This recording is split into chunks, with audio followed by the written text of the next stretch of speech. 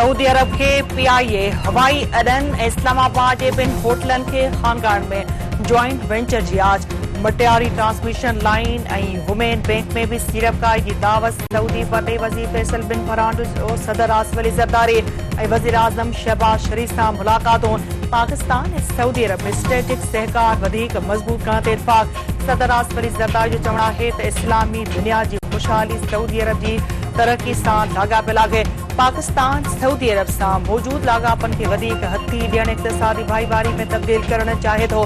वज़ीर आज़म शहबाज शरीफ जो चवणु आहे त पाकिस्तान ऐं सऊदी अरब विच में पुराणनि भाइरनि लाॻापनि जो मिसाल नथो मिले। सऊदी अरब हर ॾुखे वक़्त में पाकिस्तान जो साथ ॾिनो आहे।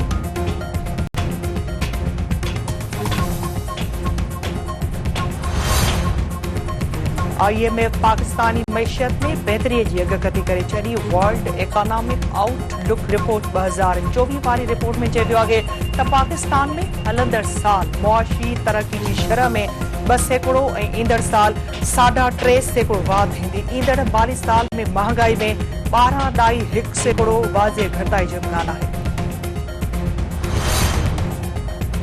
पाकिस्तान ऐं सऊदी अरब गज़ा में फौरी जंगबंदी जो मुतालबो करे छॾियो। सऊदी फतेह वज़ीर फैसल बिन फरहान जो चवणु आहे त आलमी बिरादरी खे गज़ा में फौरी तौर जंगबंदी कराइणु घुर्जे। 35,000 फ़लस्तीनियुनि जो क़त्ल आलमी बिरादरी जी नाकामी आहे।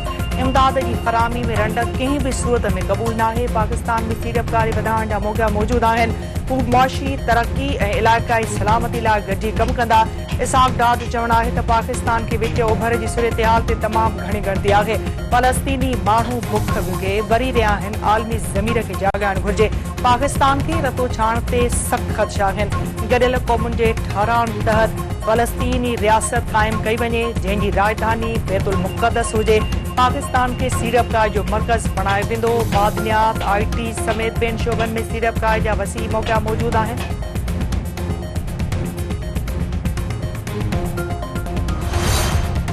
Army chief general Asim Munir जी सदारत हेठ कोर कमांडर्स कॉन्फ्रेंस। शहीदनि खे अज़ीम क़ुर्बानियुनि ते भेटा। विच ओभर में वधंदड़ छिकताण ते ॻणतीअ जो इज़हार। अफ़गानिस्तान में सरगर्म दहशतगर्द इलाइक़ाई सलामती लाइ ख़तरो करार। Army chief general Asim Munir तरफ़ां दहशतगर्दनि खे कंहिं बि हंधि फाल न थियण ॾियण जी हिदायत। संदसि चवणु आहे त दहशतगर्दनि खे कंहिं बि हंधि ऐं कंहिं बि सूरत में फाल थियण न ॾिनो वञे। पाक फ़ौज ऐं कानून लागू कंदड़ इदारनि खे क़ौम जी मुकमल हिमायत हासिल आहे।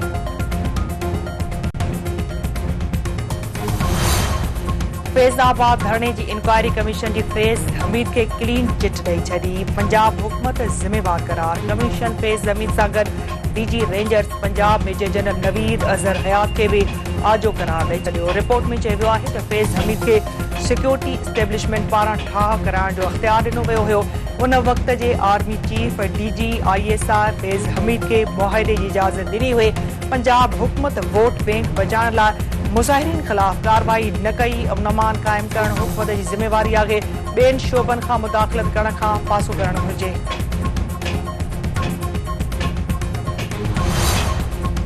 सहाफ़ी जान मोहम्मद महर जे कातिलनि जी गिरफ़्तारी लाइ पुलिस ऑफिसरनि ते ॿधल कमेटी क़ाइमु। सूबाई घरू वज़ीर ज़ियाउल हसन नंजार ऐं IG सिंध ग़ुलाम नबी मेमन जी जान मोहम्मद महर जे वारसनि सां मुलाक़ात। इंसाफ़ जी ख़ातिरी सखर ऐं मीरपुर माथेड़ो में अमन अमान बाबति आला सतही इजलास। ज़ियाउल हसन नंजार जो चवणु आहे त जान मोहम्मद महर जे कातिलनि जी गिरफ़्तारी लाइ सीनियर पुलिस ऑफिसरनि ते ॿधल कमेटी जोड़ी आहे। शहीद सहाफ़ी जे वारसनि सां इंसाफ़ थींदो। हिरखाए ऐं भुंग लाइ अगवा करण जे वाक़िअनि जो हर सूरत में ख़ात्मो कयो वञे। अमन अमान जे इस्तेहकाम लाइ 100% ड्यूटी यकीनी बणाई वञे। IG सिंध ग़ुलाम नबी मेमन जो चवणु आहे त ॾोहारनि जे ख़ात्मे में पुलिस संजीदा क़दम खणी रही आहे। ॾोह वधण खां अॻु ई ख़ात्मो आणणो पवंदो। पुलिस पंहिंजा अख़्तियार ऐं कानून जे दायरे में रहंदे इस्तेमालु कंदे ॾोहनि जो ख़ात्मो यकीनी बणाए। रोडनि ते क़ाइमु पुलिस चेक पोस्टुनि जे किरदार खे मज़बूत बणाए वञे। छापनि गश्त ऐं पिकटिंग दौरान गिलियल राब्ते खे यकीनी बणाए वञे। ॾोहारनि ख़िलाफ़ बिना फ़र्क़ कार्रवाई यकीनी बणाई वञे।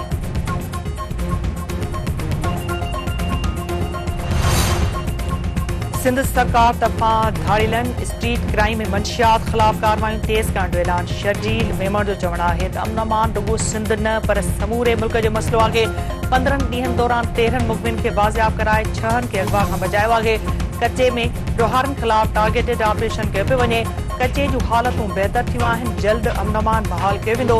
घरू वज़ीर ज़ियाउल हसन लंजार ऐं IG सिंध कचे जे इलाइक़नि में मौजूद आहिनि। हिक हफ़्ते दौरान कचे में 6 ॾोहारी बाजी विया आहिनि। मंशियात वापराईंदड़ ज़ोम्बी ऐं आबखाती बमबार बणिजी वेंदा आहिनि।